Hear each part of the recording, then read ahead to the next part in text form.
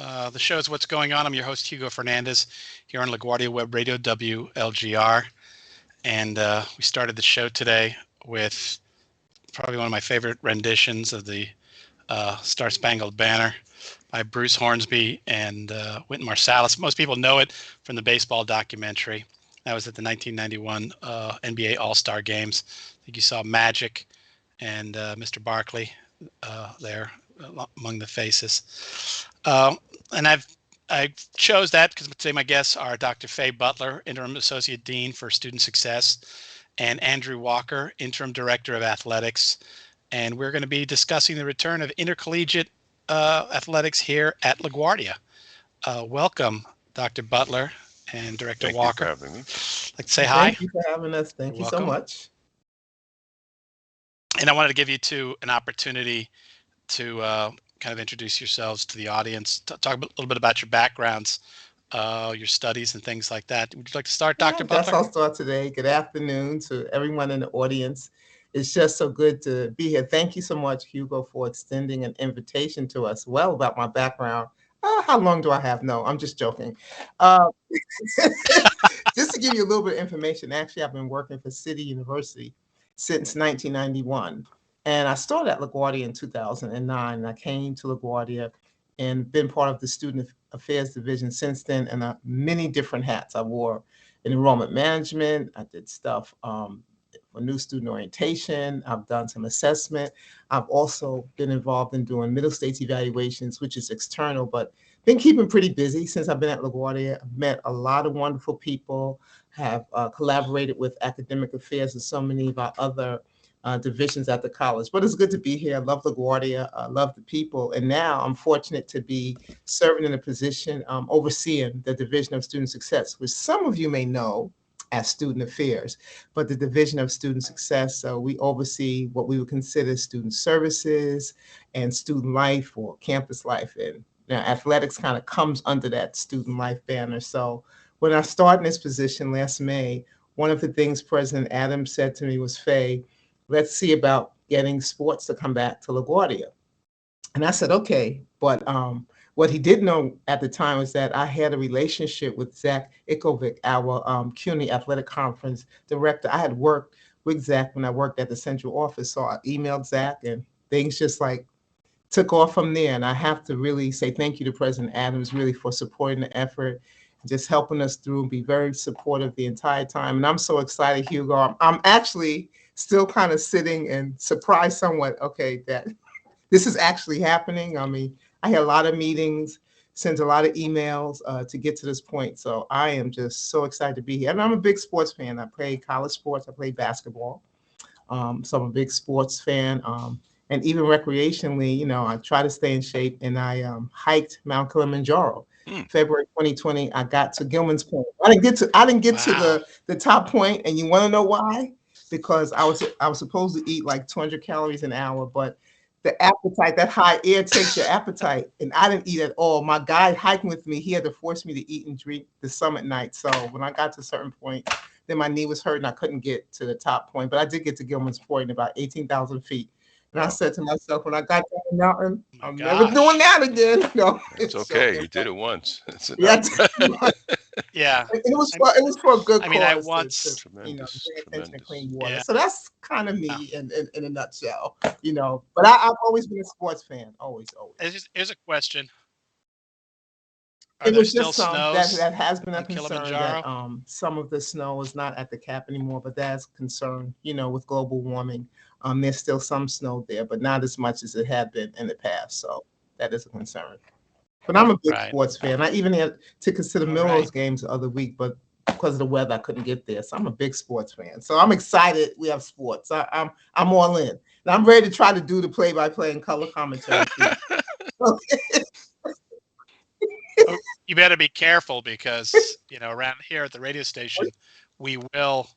Listen, I like radio. We will take you up on your, your offers. Yeah. Not the doctor yet. Dr. Walker, you want to take a shot?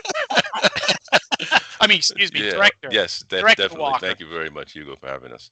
Yeah, I'm a sports fan as well. You know, my background is athletics. My education is physical education. my bachelor's in phys ed. So, I get a little tickled when people say, let's go to the gym. I'm always thinking about the other things in physical education in regards to ropes and pommel horses and fencing and things of that nature. So I have a diverse background in regards to where I've come from and where I am right now. But I'm truly blessed and honored to be here as the interim director of athletics, and really excited about starting this program all over again, reestablishing this program. They had a wonderful basketball program here years ago. We're going to reinstate and reevaluate and really come out hard in regards to the different sports that we have coming on board, which is going to be a real athletic department and a real challenge in regards to the region that we're in, which is very competitive with with Hostos and BMCC and Bronx Community College, Kingsborough Community College. So we're going to be a part of that conference, and we're going to be one of the stalwart participants in that conference in regards to basketball, men's soccer, women's volleyball, men's and women's cross country and swimming. So we're going to be locked and loaded and ready to go. I've been talking to coaches already in most of the fields that I just mentioned, and so honored and blessed to be able to be a part of this, being that I'm a Long Island City guy, grew up down the road, not far in the Queensbridge houses, and so it's a homecoming for me. And my background in basketball, predominantly as a head men's basketball coach at Niagara University, my alma mater, and then being a senior associate director at Long Island University. Also working with special ed kids in the previous jobs that I've had as well. So I come with a basic knowledge of what kids really want, and trying to frame them in regards to what their future what they want their future to look like. And so it's a rounded approach, not just from the athletic point of view, but from what's your transition plans and what do you want to do after you leave here. And that's very important for us in regards to the educational component that we're going to establish here in regards to our student athletes. Yeah, I just want to let you know that Dr. Riccio says that there's some sort of weird lag going on, that it may come off to the audience like I'm talking over you. So I'll try to pace myself to let you guys finish what you're saying before I start talking. But it's interesting because you talked a little bit about yourself, Director Walker, and you left out the little crowning jewel, which is you were in the show. Yeah, yes. The show. But it was so long ago that sometimes I tend not to, really, boister that situation. But it was a great time in my basketball career, being with the New Orleans. I said New Orleans Jazz. One word, New Orleans Jazz, and yes, I was honored to play for Butch Van Brederkoff and Elgin Baylor, and play with Pistol Pete Maravich, some names of the past that when you talk to some kids, they say, who? So, but those are great names and great folks and a great time in the city of New Orleans. I'm proud to say that my eldest daughter was born down there in Carondelet Street, right in the Garden District of New Orleans. And fond memories, still in touch with some of the guys from, I was about to say some of the cats that we used to say back in the 60s and 70s, but some of the gentlemen that we played with down there, Gail Goodrich, and as I mentioned, Pistol Pete Maravich, Ron B. Hagan from New York City, the Bronx, and, so very fond memories, but memories that will project me to where I am right now in regards to the commitment that you have to the game and to athletics in general. Yeah, you've tipped your hand now because the people you've played with, Stop. Kind of. Yeah, exactly. I'll let that go. Wait, Elgin Baylor? Yeah, good. Okay, I know basketball. Pistol Pete Maravich. He's being very humble. I mean, come on. I mean, those are names. If you know basketball. Those are names. I remember those names. Hate to say it to you, growing up, I remember those. But anyhow, so I want to talk a little bit about and you were saying some of the things you do, Dr. Butler, or you have done in the past, particularly when you student affairs. But I remember you and I, probably the most we've engaged is in our roles at the LaGuardia College Senate, where you were the chair, one of the first.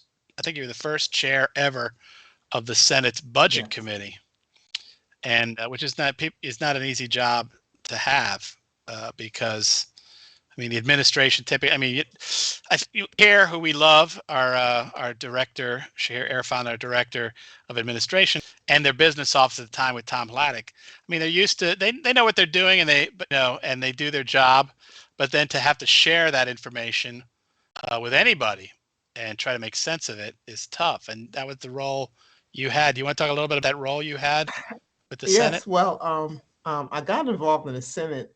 I always used to hear about the Senate and governance, and I said, well, I'm going to try my hand at it. And it's funny, when I first got involved, I think I was an alternate. I might have ran for an at-large seat for the college, and I think I was an alternate. But I knew they had some committees open, and the budget committee hadn't been functioning, so I volunteered to chair the committee. We got a committee together. And, I talked to a lot of people with experience on Senate, some other people, and figured out, okay, who we should have on my committee, and inviting either Shahir or Tom came or someone else to begin to discuss some of the budget and finances and figure out how we really should function. And I even attended a university like budget meeting one time, where we were hearing about how the budget process really should be a collaborative process. So that was one of the things I think we were working very hard towards, making it a collaborative process so that there's decision making or input on part of,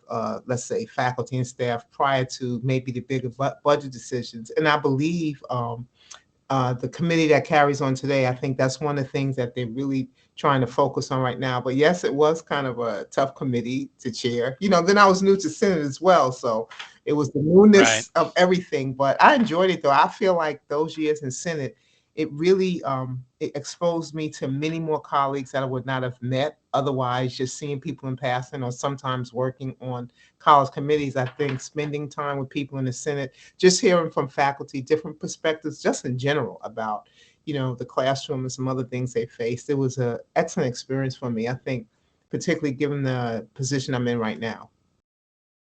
Yeah, and it's, we talk about the budget, and I think it's probably a good place to begin and maybe even talk about the history of intercollegiate athletics at LaGuardia, because, and most people, I mean, whether people know this or not, the budget for intercollegiate athletics is, it hasn't been at LaGuardia that long. I mean, interestingly, Donovan Borrington, who was the president of student government at the time that they passed the resolution or voted in the resolution for, I forget how much it is I want to say $14 out of every student activity fee goes towards the intercollegiate athletic program. And there was a period there of several years where we began with basketball, and they did very well, right?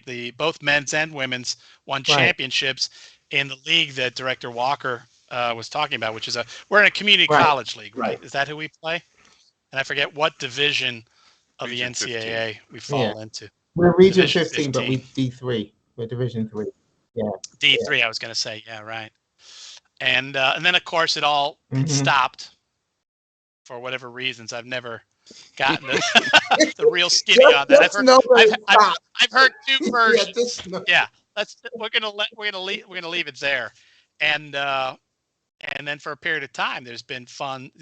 The students continue to pay for that programming, even though we did not have a program to spend those funds on. So obviously there's a fund there. And that's for the listening audience, that's the College Association, which Hugo mentioned. He didn't mention the College Association, but the activity fees and how we disperse those, we do it through, it's called the College Association, which by virtue of my position, I'm the chairperson of that board. So many things happen with the College Association, not just athletics. You probably have seen emails that go out where we send emails to say, if you have something to do with students, it's a student-based activity, you can send a proposal, and the proposal goes before the College Association board. This has been going on for years and years, but that's where the funds do come from. So for people listening, it's not part of what we would consider the tax levy budget, but the College Association budget will cover, let's say, the salaries of the part-time coaches or some other things like equipment, things associated with what would be running an athletic program. So that's where those funds will come from. That's how many of the schools function. Some schools could be a little different depending upon what they do.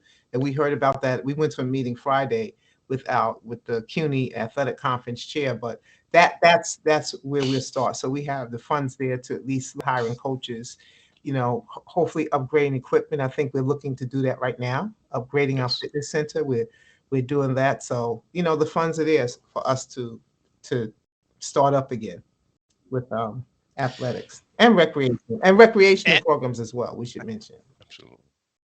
and so the first step, another first step of this, besides having the president Hmm. on board, having a president on Yes. board, and starting to utilize these funds, was bringing in Director Walker. So you want to talk about that, and then, well, Director Walker, you could talk about it from your perspective of Eh, coming here. So what was the you needed to hire somebody to Right, run this, right. right? We were looking for someone. So first I had to really kind of come to grips with that. This is really going to happen. So, I did a presentation at Senate. I did a presentation at a President's Cabinet.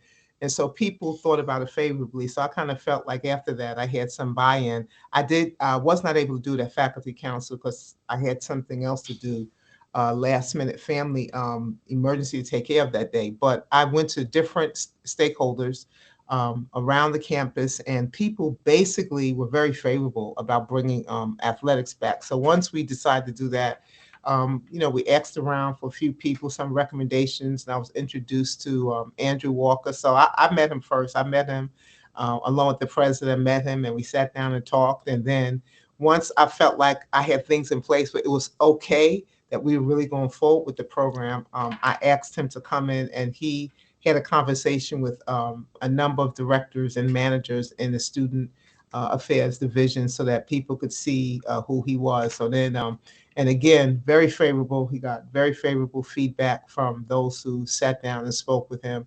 And so that's why we decided to bring him on in the interim position. And there'll be a search for the position, some probably later this year, but this is how we came to bring him in as interim. So, Director Walker, you want to talk about it? What, from your perspective, as far as why did you want to come to LaGuardia, and how did you see, your experiences being what was necessary to launch, to reboot this kind of Right. programming? Well, to be honest with you, this is like a dream come true in essence, because I've been looking to get back into athletics for a number of years, but at the same time, I was, engaged in working at Rising Ground as a guidance counselor and as a dean of students for Harlem Children's Zone. But at the same time, keeping my eye on a situation that just came around when the LaGuardia Community College reached out to me and asked me if I would help them in regards to starting up this program again. And I said, of course. Again, LaGuardia Community College is always in the back of my mind because of where I grew up, and it was a fond memory of that, being able to come in here and hopefully establish a new program with all the sports that we have on the table. And I look at this as a real opportunity to really reestablish ourselves in the region and in the Division III programs in CUNY. Again, Dr. Butler and I just came back from that meeting on Friday with Zach, and the emphasis on things here, evolves around one thing, which is a two track prong situation, which is recruiting, recruiting, recruiting. And I think as an athletics department and as student athletes, it enters two realms in regards to the school in itself. And we've been talking about CUNY colleges having low enrollment, but at the same time, athletics brings in another situation in regards to kids who want to come here and do two things: play sports, obviously, but at the same time get an education. And that's where I think it's a double-edged sword in regards to some positive action in regards to athletics and the number of sports that we're bringing in. And if we were to recruit and have the number of student athletes in each team that we have, that's going to bluster our enrollment in general. So I'm looking forward to helping the university, the college, not only in the athletics but enrollment. bringing in student athletes who want to be here for specific purposes, not just to play the sport, but also to graduate and really move on, and bringing in, establishing a name of an institution, LaGuardia Community College, not as just a fine basketball or soccer or volleyball program, but also a fine institution in regards to student athletes coming here, getting their associates and moving on. Yeah, a couple of things. One is if you could back up a little bit when you talk so we can get your whole head in the shot, and that way we can see you speaking.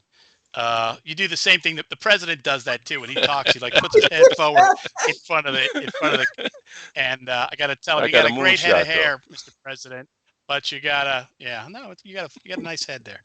So a few things, but by the way, I wanted to ask you, when you had mentioned Queensbridge, did you have any family that was in the the textile industry here? Because I don't know if you know the history of that. The archive, we did a show with the archives. Queensbridge was actually started by the folks who first organized or were supposed to live there were from the International Ladies Garment Workers Union, ILGWU. So a lot of at least the original families were. In fact, there's an entire musical about it. Wow. If you're interested. No, none of my family. Something I think it's called Needles and Threads, with and the original cast included Streisand. So, but it's good to hear that you're local. But I was gonna say, you started talking about the teams, and I remember there was talk about teams. I remember, asking the president about this. You want to talk a little bit about how you determined the teams that you would, the initial team types of sports that you're going to be offering, and maybe go through the very specific types just one more time for us? I'll answer first, then I'll let Andrew answer. Yeah, maybe because maybe Dr. Butler was involved in that part. Actually, in my many conversations with Zach and his staff, and I even met some Region 15 people, I was asking Zach about the different teams, the level of competition. So we looked at what may be feasible and easy for us, like if we wanted to begin to start. So certainly cross country doesn't require a whole lot. And most of the meets that CUNY has for cross country, most of them are at Van Cortlandt Park. So I figured if we were going to start something, try to get something right away, cross country would be easy to do, like right away. We have a swimming pool here, so that kind of made sense, because swimming is right here, very active swim program, as you know. So we figured that would be easy. Then we talked about just the importance of soccer right now in New York City, and how it's if you just go around, not just the borough of Queens, but around New York City, how soccer is, and of course basketball. So we kind of looked at it as phase 1 and phase 2. And one of the reasons we pushed basketball to phase 2 was to give us more time to recruit, but also remembering, Hugo, whatever happened in the past. And there were a lot of different stories. We just wanted to make sure when we brought basketball back that everything was done the way it needed to be done. And then the other piece, just for the audience who's listening in, the whole thing about athletics, and you mentioned it a little bit with budget, and I didn't bring this up, the whole thing about athletics, Hugo, if we're going to invest in athletics for it to pay off for us, we need to have many athletes in the program, not 15 to 20, but maybe 60 to 70 or 70 plus athletes. So in the presentation I did, I estimated, the members of the team, but we're looking to have at least 70 plus athletes. So that's how we kind of came to the decision. It was me, as myself, talking to the president, talking to Zach, and seeing what we have here at LaGuardia and what we could immediately kind of, roll out and get started with. So I just kind of did my research and figured out this is what we could do. So then when Andrew came along, I said, well, okay, look, it's all yours. Just kind of try to carry it out. Well, Director Walker, you had talked about that it's a draw. Athletics is a draw. And I'll give you one of the many anecdotes I have about, having the program and losing the program and wanting the program back.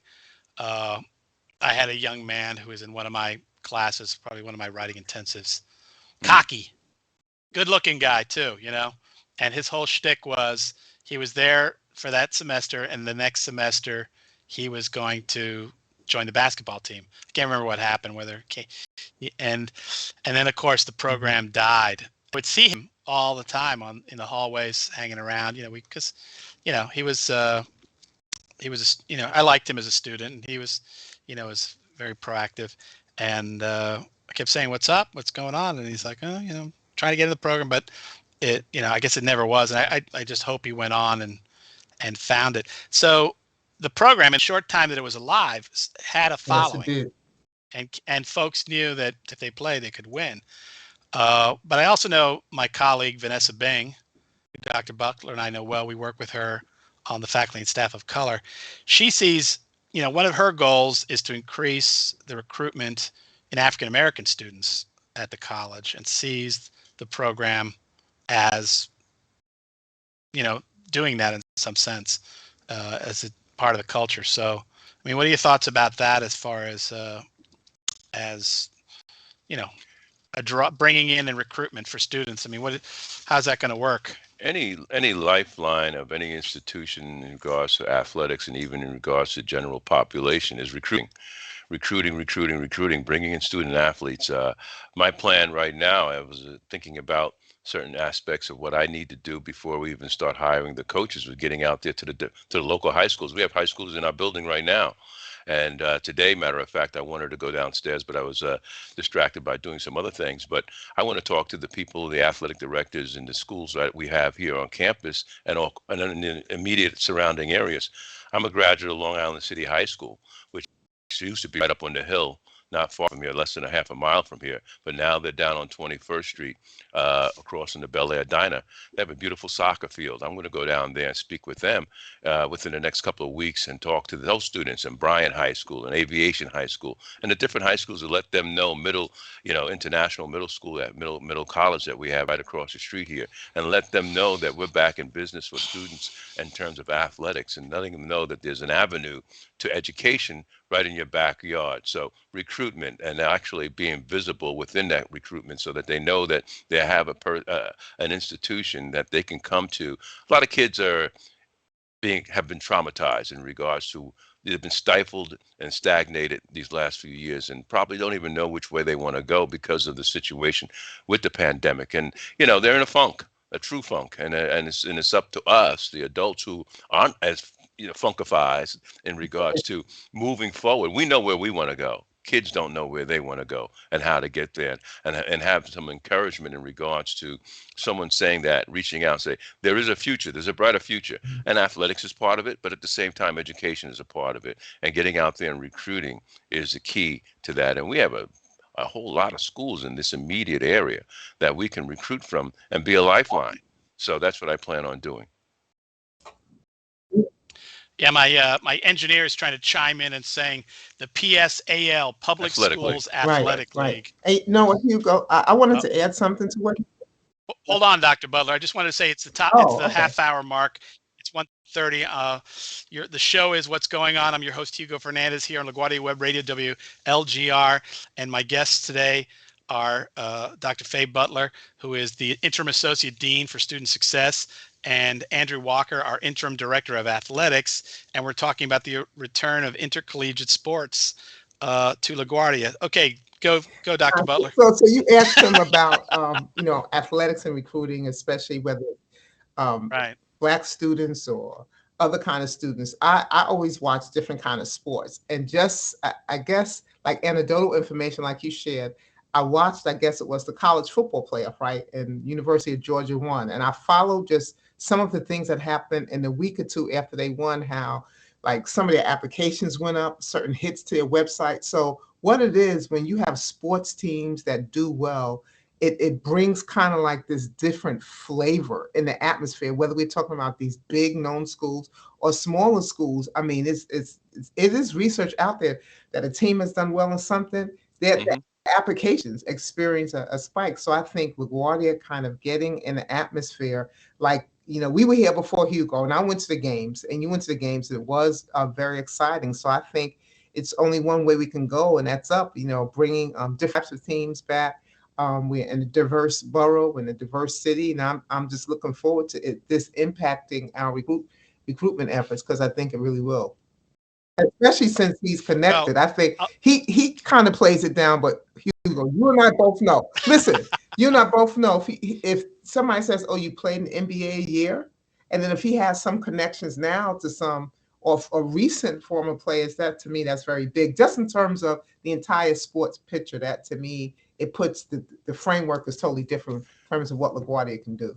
Let me also add that there's an international connection as well, in athletics. And there's a lot of international players who want to even start out at a junior college because they're not really acclimated to the 4-year schools and maybe not even know much about 4-year schools.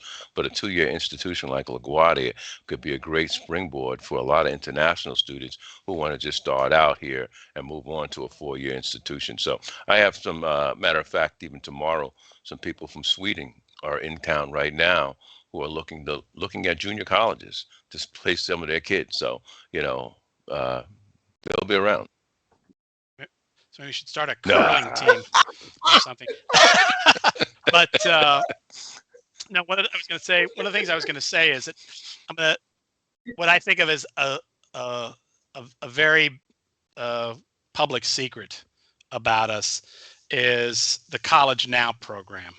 So I don't know if Dr. Butler's already hooked you up with them, but College Now is not only is it in practically every feeder school, feeder high school for LaGuardia, but is in pretty much almost every high school in Queens, not to mention some in Brooklyn, some in Manhattan, possibly even in the Bronx. And I work with them. Like when you said Long Island City High School, I was at Long Island City High School last semester. I ate at the Bel Air Diner. And we know, Ingrid De Leon, or Ingrid Dearborn is what she goes by, and Tylea Castillo, who are with College Now, they run the program, could completely hook you up with every principal of every high school and set you up, and you could go down there and meet the coaches and see the teams and talk about it. Because I think this is one of the things about LaGuardia. LaGuardia in and of itself is a secret to our New York City public school kids. And the fact, I like to say we're a cheap date because our per credit hour is low, but we offer so much support and we have very strong programs. And the real trick is to get that information Absolutely. to students. And but I don't know so if that interests you, I'm more than willing to work with you to help you build a relationship with the College Now program, and even recruit together. I'm more happy because I think that's really what we need to do right now in this, what's going on with enrollment. I've said it to the president, is we got to get into those high schools and share this well-kept secret that LaGuardia has. We have a lot of options. That's true. So Dr. Butler, you mentioned the swimming team. So our pool is not Olympic size. I've looked at that pool. They're going to be doing a lot of whatever it's called. I jumped in that pool Friday. Differ? Yes. Are you? Well, it's not. Chris my engineer is getting so excited about this show. Well, it's big enough. Look, Zach is the one who really convinced me. I'm like, you're right. We have a pool here, so let's go for it. Why not? Why not, Hugo? I mean.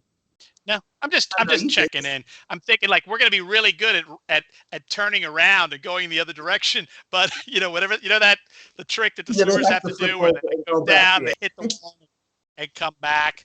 And but I wonder how we'll do in the stretches, so to speak. So it's cross country, it's swimming. Is it soccer? Soccer, men's soccer. And then we're going to bring in basketball, women's volleyball. Again. And that's the question I was going to ask. So for every team, will there be a women's team as well as a men's team? How is that going to work? They don't have.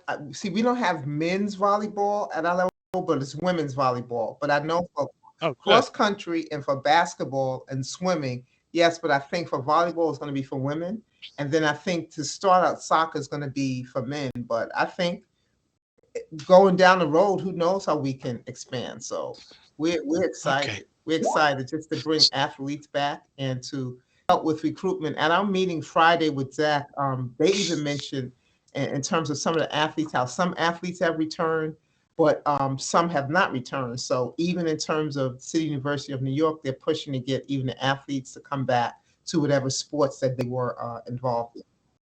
Right. In post-COVID. Again, my engineer is chiming in about the importance of flip turn practice. So another plus for our pool. But that's coming from Dr. Riccio. The deep end is 12 feet deep. You can flip. And he's been swimming. I was like, what? Yeah, right. No, not diving. We're talking about like when you get to the, Swim, when but you you have to swim your flip. lap, you get to the end, you got to turn around and come back as Yeah. fast as you can. I'm from That's like a Florida, so No, curl. I You don't watch even swimming. flip. swimming is a I religion watch down there. swimming. I know what you're talking about. I watch swimming in the Olympics, definitely. I'm always watching them. So So yeah, right now. So let's talk timeline then. All right. So let's talk because you obviously have the one thing we know is that obviously basketball is not going to be in the first round of things, but reasonably, I'm not in, by the way, I'm not trying to rush you or anything, but reasonably, when can we expect to start seeing competitive intercollegiate sports at the college, or how do you see breaking it down from this? Because we're on the ground here, day one. well, I know we did it. We just had a meeting about a 90-day plan. So I don't know, Andrew, if you want to share it. Yeah, well, as Dr. Butler just mentioned, I think the landing the softest landing spot would probably be cross country, Mhm. and being that it's a real fall sport that can start in September, October, that would probably be the first, along with swimming. Those two sports, along with volleyball, would probably be the easiest ones to start. But of course, cross country, bringing that, as mentioned before, as far as the expenses and the budget is concerned, is to Van Cortlandt Park. You can have 15 of each, men's and women's, on the cross country team. So that's a good start in regards to the opening of our athletics at LaGuardia, along with women's volleyball. So you're actually shooting for Hmm. fall Yes. 2022. I mean, we have to, Well, yeah, we that's have exciting. to have a meeting. I want to say, is it with Region 15? I know there's some official things we need to do that Andrew is working on now. That's why we met with Zach, just to make sure we try to hit different milestones. So that's what we're working on right now, just to make sure our membership as part of these Right. organizations is what it's supposed to be, and then we can take off. But cross country is probably pretty simple. So that's what we hope for. We really have great hopes for that. Yeah. By the way, if you ever need any juice in the central office, I'm the university faculty senate Yeah, representative to we Zach's know. Yeah. folks, and I Joseph. work with Yes. Joseph Awaji with the on the university student senate, who's Zach's Yes. right hand man. And I like to goad them and get them to argue about their soccer Wow. trophies, because Look, they both look at Yes, played sir. CUNY soccer swag. for See, CUNY. look, see. Oh, you got Yeah, CUNY I'm here for swag? the president, which I didn't give him yet, but we left with some CUNY swag and we went to see Zach on Friday. Yeah. Yeah. And I was invited to some sort of awards party back when Milliken was still the chancellor, and he gave me some of his swag. They gave him a golf Nice. club, and he kept that. But so anyhow, and they're good people, and we have a lot of history. We ran into each other in Cuba when they were doing a kind of a Okay. goodwill Nice. tour, and I got to have dinner with them and some Cuban baseball players, so that was fun. So this is pretty exciting then, fall 2020. And since we have talked about it, I guess the radio station is going to have to get its act together. We've been talking about coming up with a mobile kit, and so that we can, go on the road if we have to, but also to cover. I guess we're not going to have any home field advantage for cross country, No. obviously, No. right? And we wouldn't expect to be able to have competitions in our pool necessarily, I or don't would see we? why not. Oh, that can work for us, because then we can hook right up to our Ethernet here at set up our space. Yeah, this is no joke. Yeah, listen, we take simulcasting very seriously here at the radio station, and we want to be a part of all aspects of student life. So one of the things I wanted to talk about, because again, when the other program, I don't want, whatever you want to call it, went away, I talked to different folks, and there's a misconception. I guess there's a misconception. Some people question the value of mm, athletics, and I would even say faculty who sometimes feel they're getting athletes that are trying to get a free ride academically in order to be able to stay, to be able to continue to compete. And other folks challenge. There's a lot of stigma around uh, athlete. let athletic, academic, or whatever you want to call it, academic Please. athletes. Do you want to dispel some of Yeah, that right well, now, I right can here? now You let see, Andrew you see answer. how I rose up when you started talking Yeah. about that. So I started. yeah. Yeah, I know. You're like, Our you're like, numbers in I'm about. athletics not far exceeds, but Yeah. exceeds the regular student population in regards to graduation, and that's a known fact in regards to all Yeah. the data out there. So that's a misnomer from the get-go. Athletes come here primarily to play and to graduate. I'm coming from 4-year institutions, coming to a 2-year institution, but that is predominant in regards to athletics across the board, where athletes out out outgraduate the regular population of students, the student athletes by far, because of the discipline that's necessary. I mean, actually having someone in a smaller group looking after these specific student athletes more so than a conglomerate of students all over an institution, whereas you have basketball and or soccer and volleyball, and you have coaches who are vested in those individuals, making sure that they stay eligible to play the sport, to make it functionable as a department. So therefore, consequently, our numbers will be higher, a smaller size, but at the same time, a higher percentage within that in that catchment. So, it sort of irks me when people say that, but when you look at the data, it proves out to be, as even Dr. Butler said, in terms of the numbers in recruiting in regards to having a good sports athletic team, that numbers in that recruiting, if we have a soccer team that does well, I guarantee you that the numbers of student athletes in the surrounding area will get higher because they want to be a part of that, not only as spectators, but as participants. And the same goes with basketball as well. And again, I have to emphasize that we do better as an athletic department in regards to graduating our student athletes than the general population.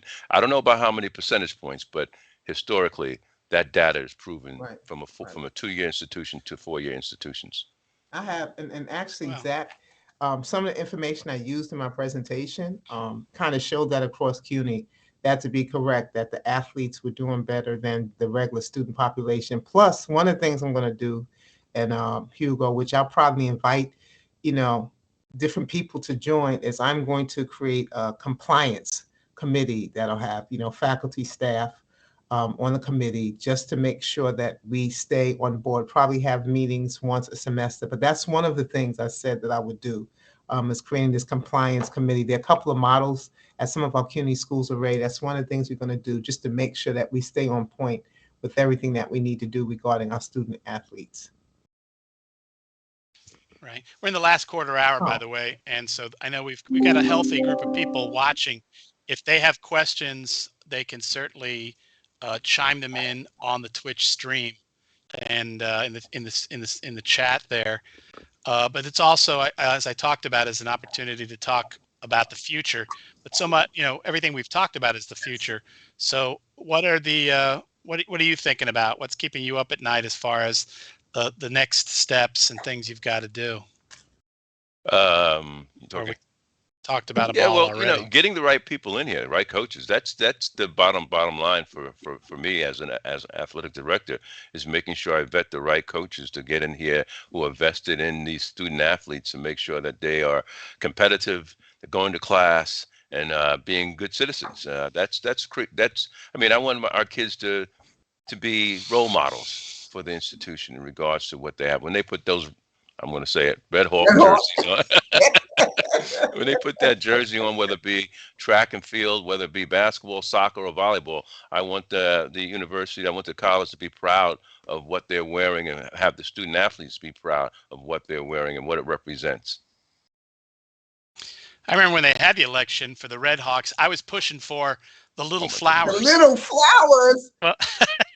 Well, look, that's what LaGuardia means. LaGuardia literally means the Yeah. little flower. That's That's its. Fiorello That was LaGuardia's name? that was Fiorello. Fiorello is, I think it means little flower. LaGuardia is a place in Italy. LaGuardia literally means the guard, but Fiorello meant little flower. It was a nickname that he was known for. And he was a stout Yeah, little tough yeah. guy. I don't know. He would have probably been a good wrestler Right, given right, his body right. type. but anyway, we all have our skills, right? Mm. So what else? So we need, and by the way, if I could find it in my archives from the original, I can't remember what I called the show in those days, but I had actually interviewed the two original, the men's and women's coach for the basketball team, whose names will come to me one day again, now that I'm old, but I could find that. You could hear that interview. Okay. And they did a pretty good job, I Yeah, thought, I mean, at least on the we court. had, yeah, we had good teams on the court. That wasn't the problem. I remember talking The issue. trash to my colleagues at BMCC. I would just take a picture of the score and say what I was really good. You know? Say what? and then, And that's then fun too. we didn't have I mean, more. Yeah. one of the things that I guess that people don't appreciate, because I think, sports has been stigmatized by academics, is they don't realize like all of these soft skills that we talk about. I mean, it's always fascinating when I hear we're going to come up with a program to teach kids about leadership, and we're going to come up with a program to teach them about how to work together. And, that's what sports Yeah. does. I don't think, and interestingly, years ago when I was an adjunct, I'd put together a softball team, and I had all the administrators working for me. And I don't know if that got me a lift up, but you create, again, networking, Yeah. these Mhm. relationships.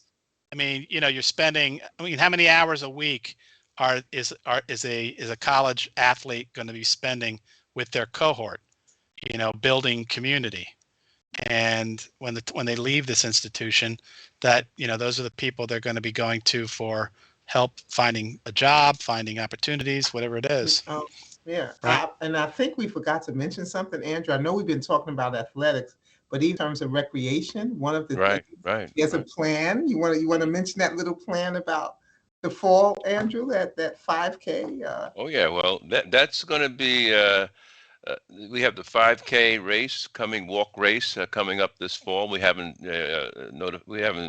set on a date, but a matter of fact, Peter and I are going out probably this Thursday to sort of look at a route that we can have. And we had a meeting last week with Bronx Community College, they've been doing this for over 20 some odd years. So we're picking their brains in regards to our 5K race coming up sometime in the fall of this year.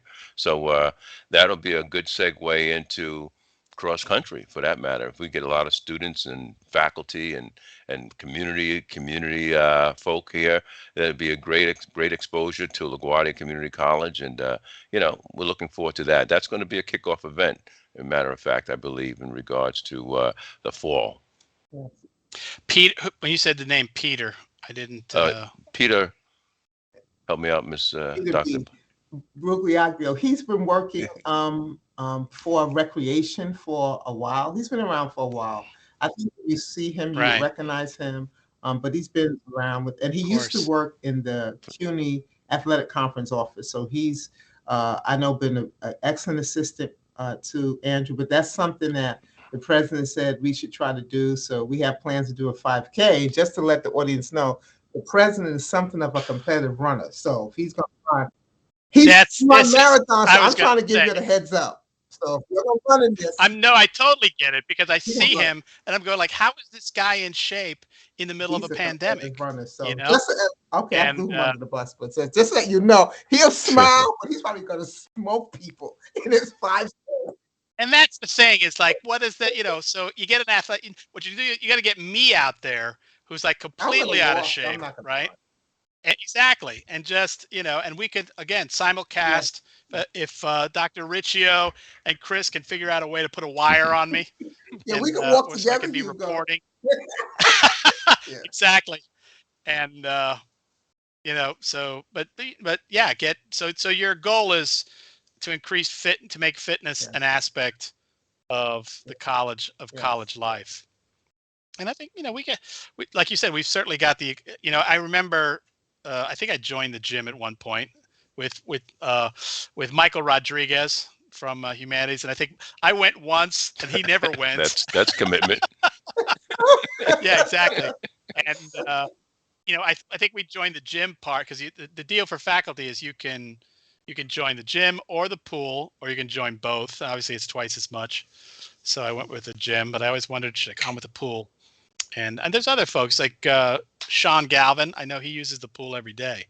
So we have we have staff and faculty who have a relationship with it. But we're closing in on the end of the show. Oh, wait a minute, there's something in here. So we're saying, so thrilled to be welcoming the Red Hawks back to LaGuardia. Thank you both for all of the work you've done and continue to do. Can't wait to see our students back on the field /court/diamond/track. I think there was talk, just so you know, there was talk at the station ahead of time. For some reason, I thought baseball was on the table, and so, and I'll be closing with a little baseball stuff, but that's not on the table yet, so we'll see. So, of all the things that are coming forward, what do you think is the most exciting? What's the thing you're most excited about with it coming back here? Is there any particular thing or it's all a wait and see game? So you know what?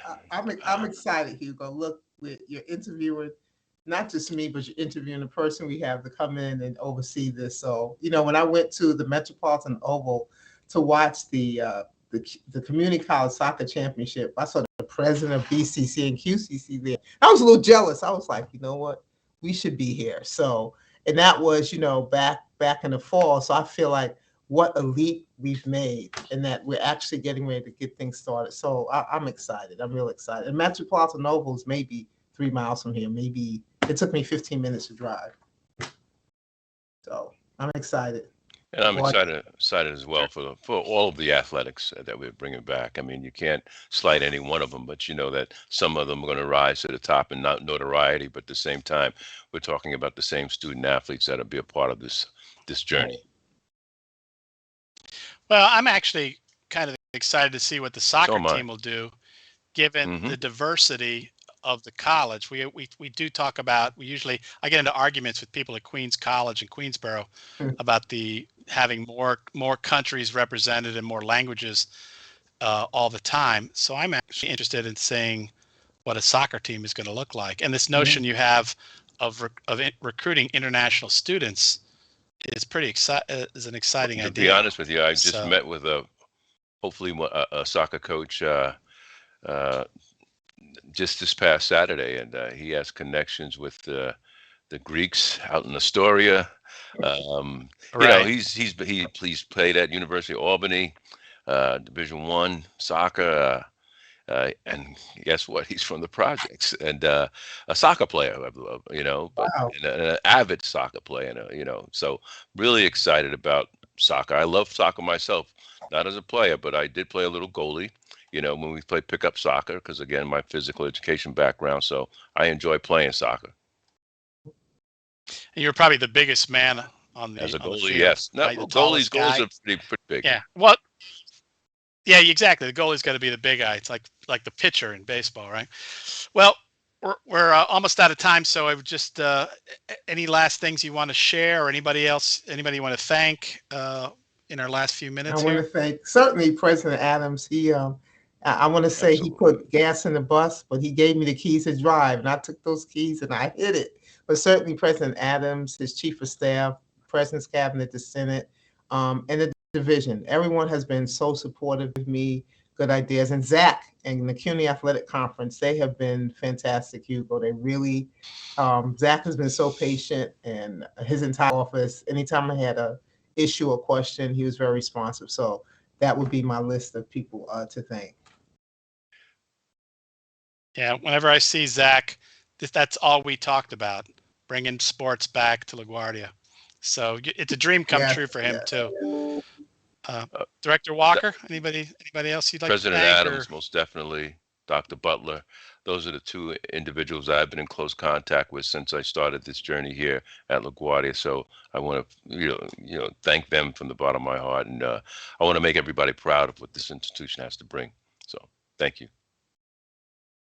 Yeah, and I'll even say I typically don't thank anybody except my guests, but I do want to thank the president for having the courage to bring it back, in whatever the reasons were that we lost it, and it's what the students wanted, which is really the most important thing. I think is to show them that their what they want matters most. So And I want to thank the two of you for being on my show today. My guests have been Dr. Faye Butler, who is our Interim Associate Dean for Student Success, and Andrew Walker, who is our Interim Director of Athletics. And we've been talking about the return of intercollegiate sports to LaGuardia. It's exciting. We're excited about it here at the station. I'm sure my engineer Christopher Pope, his head's going to explode talking about ideas of how we can interface with you and simulcast. And we want to be a part of it. And anything you need from me, Dr. Butler knows this, Director Walker. Anything you need from me, I will do to make this a success. Thank you. Thanks. And thanks everybody for listening and watching. And I want to go out. Thank you, Dr. Butler. I want to go out with a tribute. It is African Heritage Month, and only second to Martin Luther King, one of the most important African Americans in history. So thanks for watching. Thanks for